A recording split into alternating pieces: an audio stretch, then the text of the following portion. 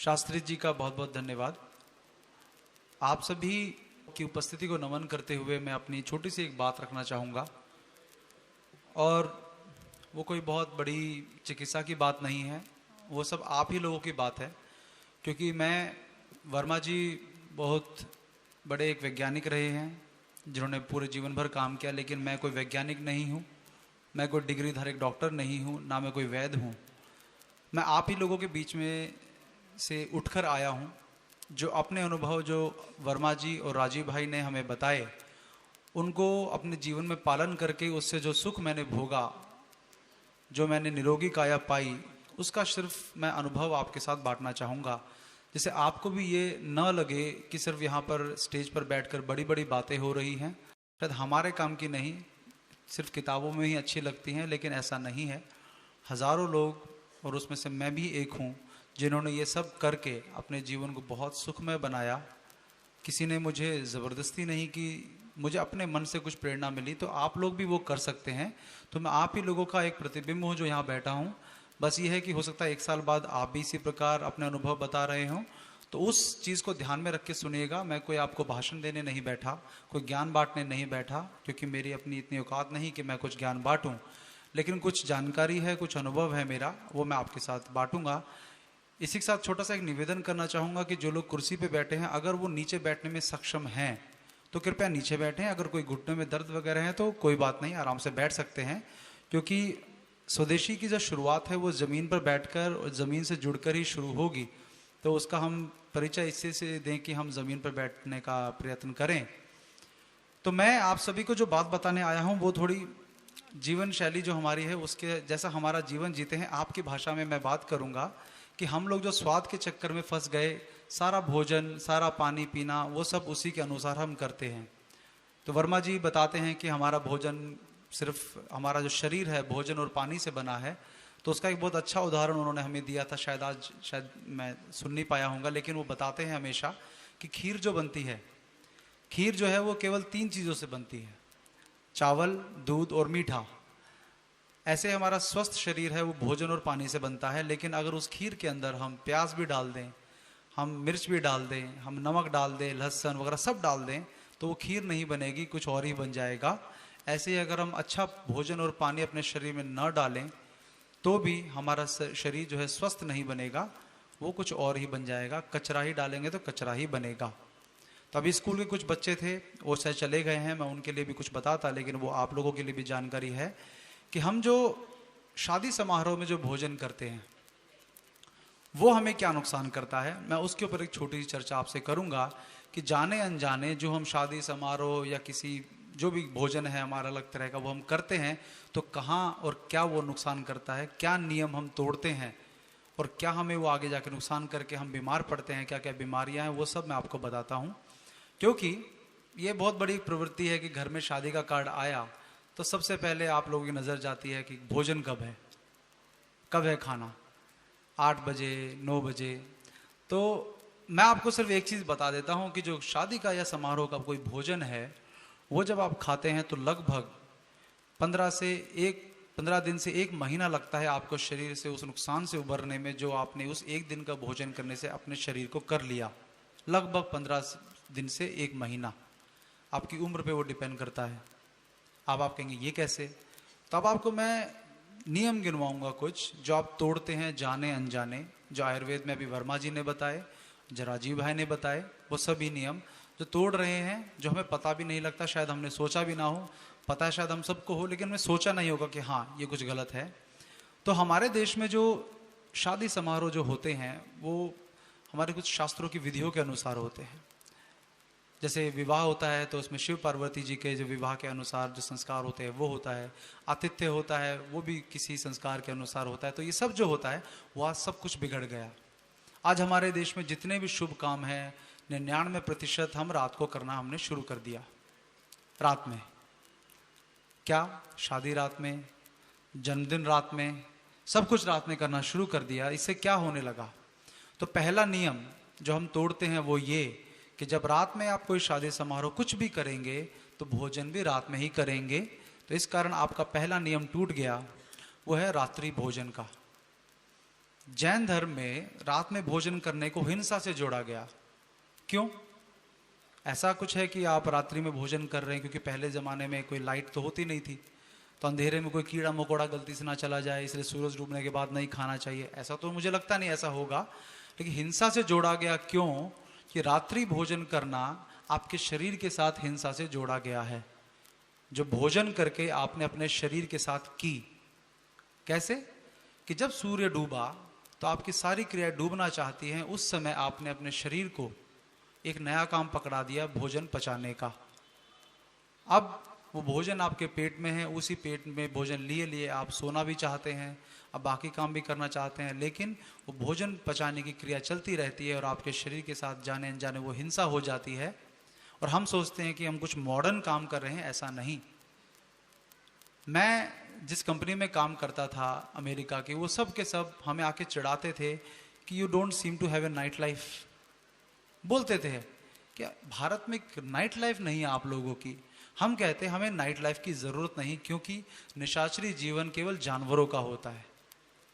निशाचर हम नहीं बनना चाहते। हम तो शाम को जल्दी सोएंगे, सुबह जल्दी उठेंगे। आपके देश की तरह रात को, जिस समय हमारे यहाँ बुजुर्ग लोग 3-4 बजे उठते हैं गांव में, आपके देश में तो उतने बजे लोग सोते हैं। और यह भारत में भी होना शुरू हो गया कि गेम, टीवी ये सब खेलते खेलते बच्चे रात में 3 बजे 4 बजे तक जगते हैं। तो कहाँ से वो स्वस्थ होने वाले हैं? तब इनको करना ये सब जो है रात्रि में हिंसा है एक तरह के आपके शरीर के साथ। तो वो भोजन आपका साथ नहीं देगा, जिस काम के लिए आप भोजन कर रहे हैं वो नहीं होगा। तो रात्रि में भोजन करने का वो जो नियम है कि सूर्य रहते भोजन करिए, वो हम तोड़ देते हैं। ठीक है। दूसरा नियम, शादी समारोह में जाते हैं, कभी भी कोई भी हमें भोजन, जिस तरह से आप सुख आसन में बैठे हैं इस समय, उस समय उस तरह बैठकर कोई भी आपको भोजन नहीं करवाता। सब जगह खड़े होके आप खाना खाते हैं, बुफे सिस्टम जिसको बोलते हैं। तो बुफे सिस्टम आजकल हर कोई करने लगा। गांव में जिन्होंने कभी जीवन में हमेशा बैठाकर जिमाया लोगों को, वो भी खड़ा खाना देने लगे, क्योंकि नकल उनको करनी है शहरों की। तो मैं ये कहता हूं कि 13वीं में भी खड़ा खाना देना शुरू कर दिया है आजकल लोगों ने, और आपकी 13वीं का इंतजाम भी उसी 13वीं में कर दिया। तो आज 13वीं में अगर खड़ा खाना देने लगे तो आप सोचिए हम किस तरफ जा रहे हैं। और खड़े होकर खाना खाने का नुकसान वर्मा जी भी बताएंगे, मैं सिर्फ ऊपर ऊपर से बताऊंगा कि खाना आपका जहां जाना चाहिए पचने के लिए वहां नहीं जाता। आप खड़े खड़े खाना खाते हैं, ऊपर से आप जूते चप्पल पहनकर खाना खाते हैं। हमारे यहाँ पर कभी भी आप जूते चप्पल पहन के खाना खाने का नियम नहीं है। बैठ के खाना खाएंगे तो क्या कहेंगे लोग? अरे गंवार है। मैं खुद जब गांव की किसी शादी में जाता था, या गांव के लोग हमारे यहाँ की किसी शादी में आते थे, अपने बच्चों को लेके वो नीचे बैठ के खाते थे, तो हम बड़ी ऐसी नज़र से देखते थे कि कितने गंवार, इतनी भी तमीज़ नहीं कि खड़े होके खा लें। आज मैं कहता हूँ कि मैं उनसे बड़ा गंवार हूँ जो ये सोचा करता था। वो मेरे से ज़्यादा शिक्षित हैं अगर वो नीचे बैठकर खाना खा रहे हैं। वो बहुत शिक्षित लोग हैं।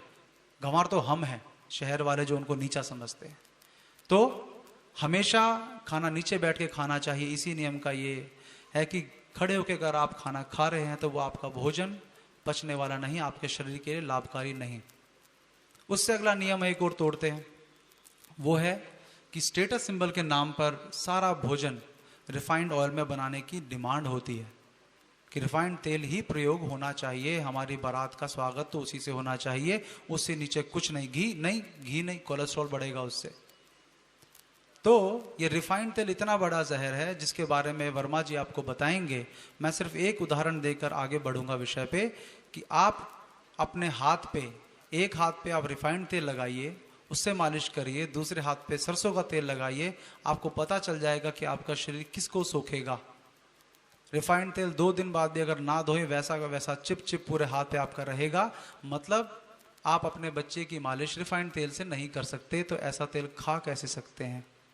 लेकिन आपको वो जहर जो बार बार गर्म करके बन चुका है वही प्रयोग किया जाता है। तो आप सभी ध्यान रखें कि एक नियम आपने ये और तोड़ दिया। इसके बाद अगला नियम टूटता है कि सबके सब जो भोजन है, सारे भोजन सारे के सारे एल्यूमिनियम के बर्तन में बनाए जाते हैं। बड़े बड़े भगोने सब एल्यूमिनियम के। और उस एल्यूमिनियम के बारे में वर्मा जी ने अभी बताया कि एल्यूमिनियम अगर आप बनाकर खा रहे हैं तो दमा, डायबिटीज़, इन सब बीमारियों को तो आप इन्विटेशन दे ही रहे हो। तो आप जाने अनजाने ये बड़ी गलती कर रहे हैं। और वो चीज़ प्रेशर कुकर आपके घर में भी है, उसकी जानकारी आपको बाद में दी जाएगी। लेकिन एल्यूमिनियम दुनिया का सबसे ख़राब मेटल है, जिसमें आप खाना बना रख या स्टोर कर सकते हैं या खा सकते हैं। तो वो भी नियम हम तोड़ते हैं। इस जो वर्मा जी ने कहा समुद्री नमक, समुद्री नमक से उनका मतलब था जिस नमक को रिफाइंड ना किया गया हो, जिसके अंदर केमिकल मिलाकर प्रोसेसिंग करके उसको फ्री फ्लो ना बनाया गया हो, उसके बिना सीधा सीधा समुद्र से निकाला गया नमक। लेकिन वो नमक हमें प्राप्त नहीं होता। जिस भी ब्रांड का नमक हम खरीद रहे हैं वो केवल और केवल नमक के नाम पे धोखा है हमारे साथ। आप सभी माताओं बहनों या भाइयों को मैं पूछना चाहूँगा कि व्रत में आप सभी नमक जो इस्तेमाल करते हैं वो कौन सा करते हैं? तो किस कारण से करते हैं और क्यों आप टाटा का नमक उस दिन नहीं खाते? कोई कारण होगा? आपका व्रत टूट जाएगा। सिंपल तो यही कारण है, और कोई तो कारण नहीं। अब आप मुझे सोचिए, जो नमक आपका व्रत तोड़ने की अपवित्रता रखता है उसको आप व्रत खत्म होने के बाद अगले दिन क्यों शुरू करते हैं? हम सोचते नहीं इसको करने से पहले, लेकिन हमें शायद आज से पहले बात आपने भी नहीं सोची होगी। सोचिएगा इस बात पे कि जो नमक हमारे शास्त्रों में, संस्कार में, सब में ये लिखा है कि व्रत के दिन यही नमक खाएं, तो जीवन भर क्यों नहीं खा सकते स्वस्थ रहने के लिए? तो कृपया करके सेंधा नमक हमें खाना चाहिए। तो नमक बहुत बड़ी गलती करते हैं। सारा जो भोजन है, वो जो नमक है वो हमारा परेशानी का कारण है। तो वो नियम हमने तोड़ दिया। सारा का सारा आयोडीन युक्त नमक हमने खाते हैं उसके अंदर। अगला नियम क्या तोड़ते हैं कि हम जाते हैं भोजन करने के लिए। तो वर्मा जी ने अभी बताया कि 2 भोजन के बीच में 9 घंटे का डिफरेंस होना चाहिए, लेकिन हमारे 2 भोजन के बीच में उसी दिन 2 घंटे का भी डिफरेंस नहीं होता। कैसे?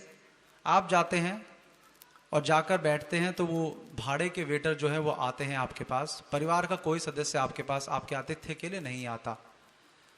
क्यों? मैंने बताया, बैठ के खाना खिलाने का किसी के पास टाइम नहीं। 2 कारण है। एक तो टाइम नहीं, या नीचे बिठा के खिलाएंगे तो बेइज्जती हो जाएगी। दूसरा, किसी की कमर में इतना दम नहीं कि बार बार झुक कर किसी को खाना खिलाए। तो वो ज़माने लद गए जब परिवार के लोग, गांव के लोग मिलकर आपको प्यार से बैठकर खिलाते थे, आपको परोसते थे, आपका पेट भर जाए फिर भी और आग्रह से खिलाते थे। अब आप भूखे भी चले जाओ तो कोई आपको पूछने वाला नहीं, सिर्फ पूछ लेंगे खाना खाया, बस।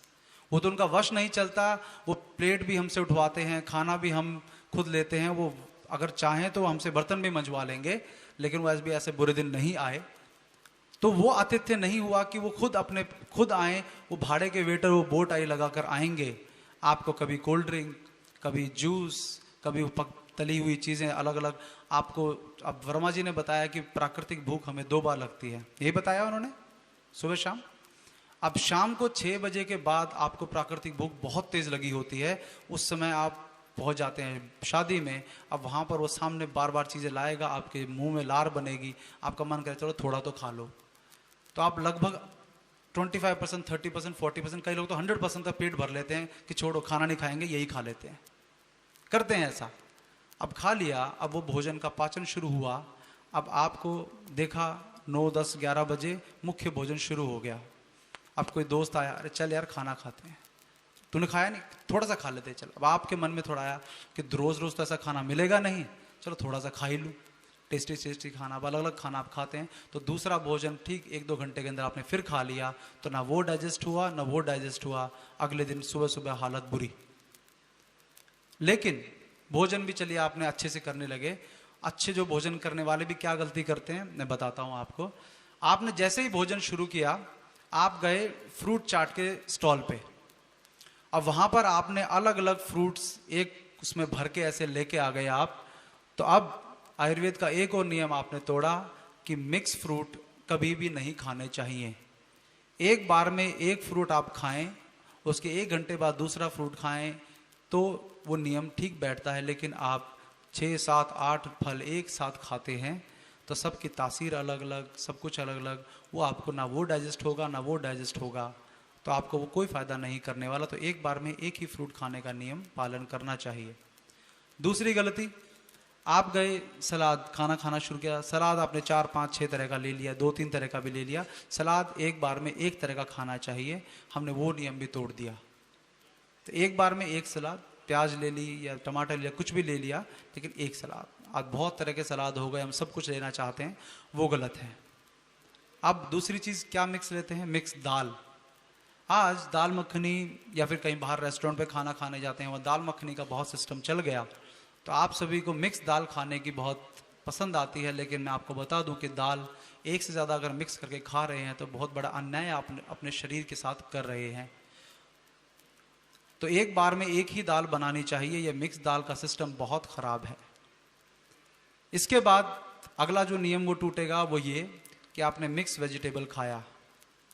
मिक्स वेजिटेबल आप खाएंगे मतलब तरह तरह की सब्जियां मिलाकर, 7-8 सब्जियां मिलाकर मिक्स वेजिटेबल आपने बना दिया, तो वो आपके शरीर को फ़ायदा तो नहीं करेगा, नुकसान ज़रूर कर जाएगा। और मैंने देखा है कि जो भंडारे होते हैं उसमें लोग अपने सब्जियां दान करने आते हैं, तो कोई कुछ सब्जी डाल देगा, कोई कुछ सब्जी डाल देगा, लेकिन वो भंडारा है तो प्रसाद, लेकिन उसको हमने कहीं ना कहीं उन नियमों से दूर लेकर चले गए जो हमारे शास्त्रों में या पाक शास्त्र कला में लिखे गए हैं, उसको हम नहीं फॉलो कर रहे, तो फ़ायदा नहीं करने वाला। तो आप सभी इसके बाद एक और नियम तोड़ते हैं।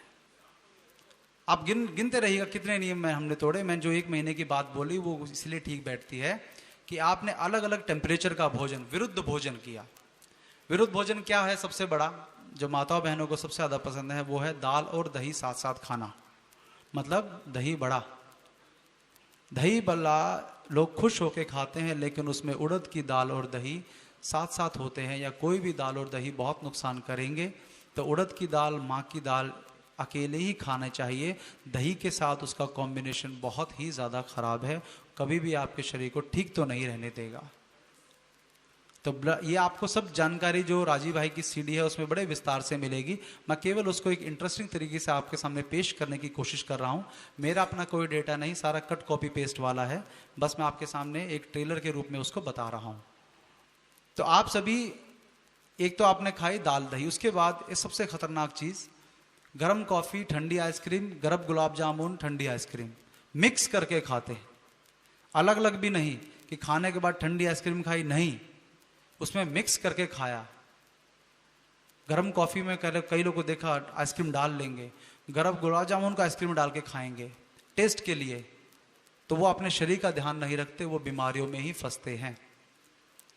तो ये जो सारे नियम मैंने बताए, ये सारे के सारे हम तोड़ रहे हैं, वो केवल और केवल एक कारण है कि हम शादी में अतिथि देवो भव की भावना के साथ नहीं, किसी तरह से उस 4-5 घंटे का जो ड्रामा है उसको निपटाने की तैयारी में जैसा मर्जी चाहे काम करके अपने को कम से कम ठेके पे वो चीज़ चढ़ाकर हम आतिथ्य सत्कार करना चाहते हैं, जो बहुत ही ख़राब चीज़ है।